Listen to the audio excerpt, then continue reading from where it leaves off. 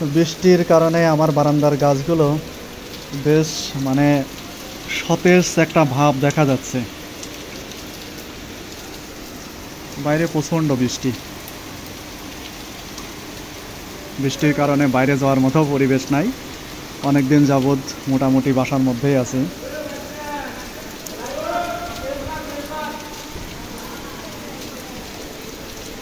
মাঝখানে গাছগুলো অনেকটা শুকিয়ে গিয়েছিল, কারণ যতই পানি দিই, নিজেরা পানি দিই, এই পানিতে আসলে গাছ অতটা বেশি একটা সতেজ হয় না। কিন্তু বৃষ্টির কারণে হঠাৎ আমি আজকে দেখতে পারছি যে গাছগুলো অনেক সতেজ সতেজ ভাব লাগছে।